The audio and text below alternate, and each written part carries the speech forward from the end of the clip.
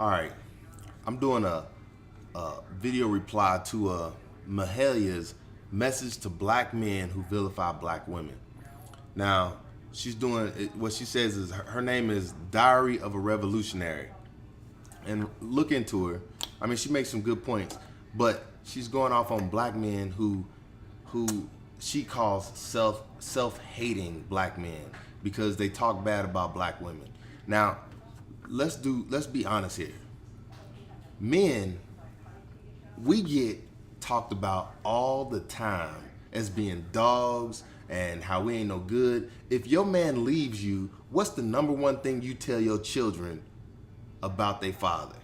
He wasn't no good. He ain't take care of his business. Sometimes you don't want him to be around their children. And it is women who pump negative things into their children's head.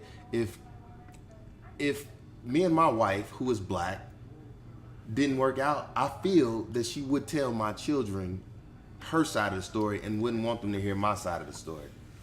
Now, how I look at this, Mahalia makes I don't know if her name is Mahalia or not, but I guess it is Mahalia.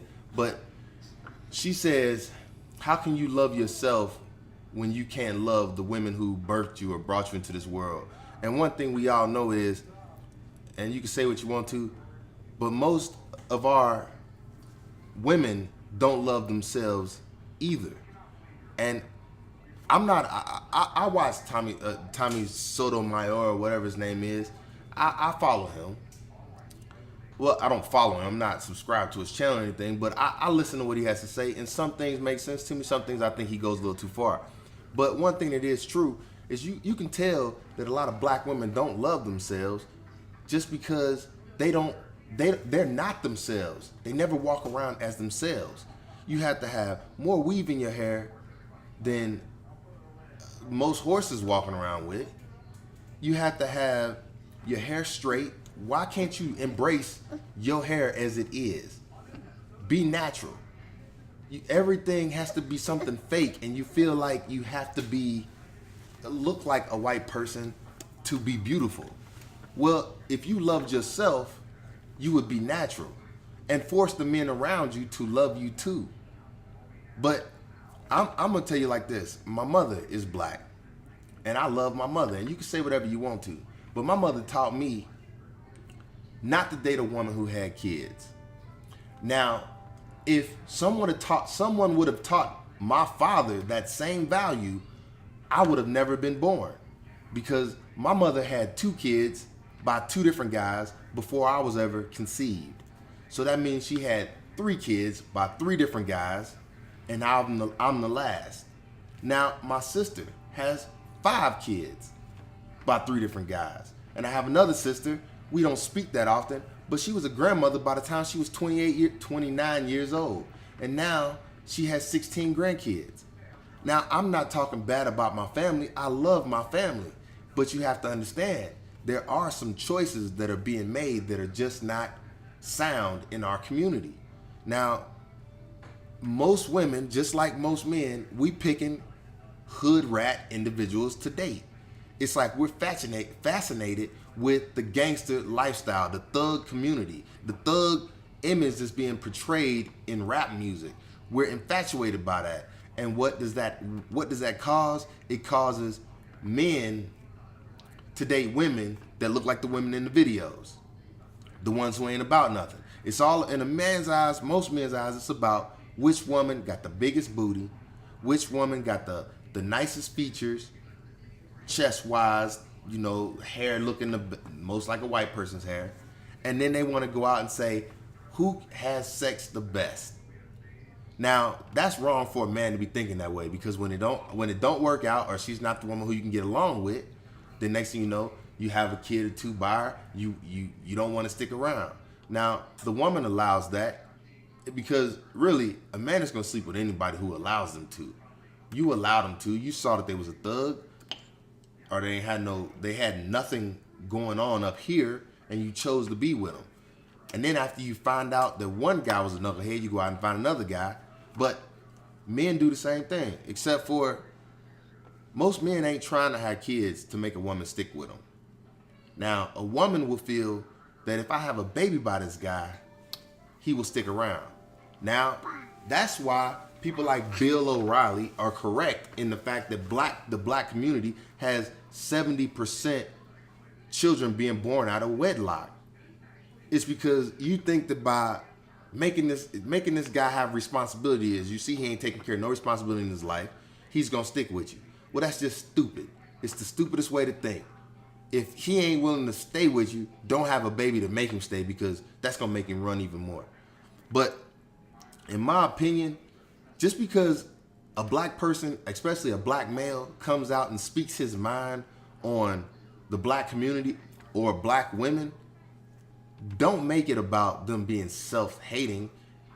In my opinion, the reason why I do my videos is because I'm trying to make black people realize that some of the choices that we make, and I speak for myself, even though all my kids are by one woman and I'm married to her, and I was married to her before I had kids, and she didn't have any kids when I met her. That's one thing that I loved about her.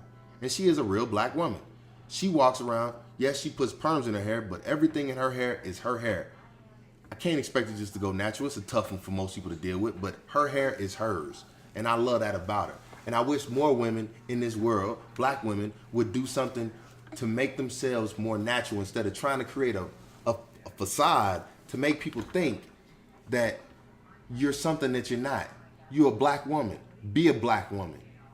That's all that needs to be done. You don't see black men walking around trying to be like any other race.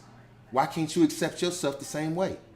Now, Mahalia, you had some, I'm sorry if I'm pronouncing your name incorrectly, but you had some good points.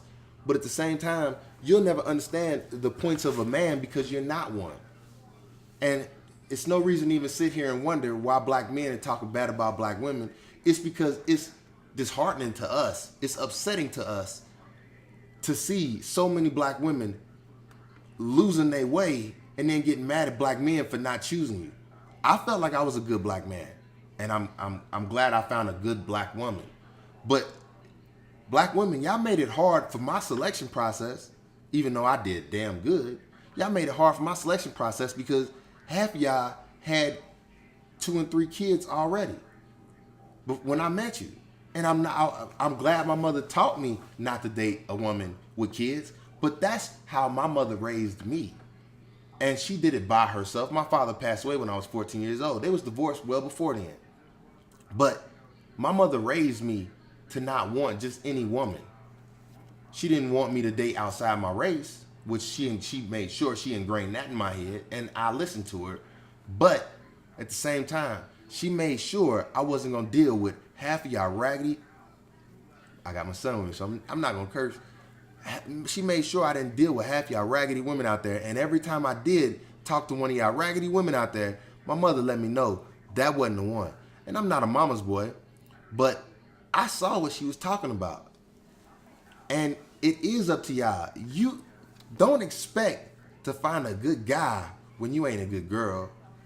You got 3 kids and you want to find somebody who can help you take care of your kids. Go find the daggone 3 baby daddies you got out there and ask them to help take care of your kids. That's just ridiculous. Tommy Sotomayor, whoever he is, what his name is, you know, y'all hate him because some of the things he says hit so close to home, it just upsets you. And it upsets me too because some of it is true. Now, I ain't saying everything. Some things he goes way off to the left. He goes way left field on some of his comments. And I think, how could you say that stuff too? But he's just man enough to make his points. And y'all hate him because they hit so close to home. How many of y'all, if you don't have a child, no education, I mean, if you don't have any children and you got your education, you got everything going for you, and you can't find a man, why is it?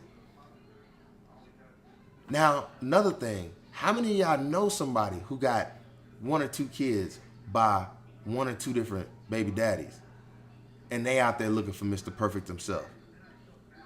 What I will say is, the reason why we're getting so far away from where we should be is because black women, they're fighting so hard for their independence and to say that I'm a strong black woman and I can do things for myself. I can take care of myself.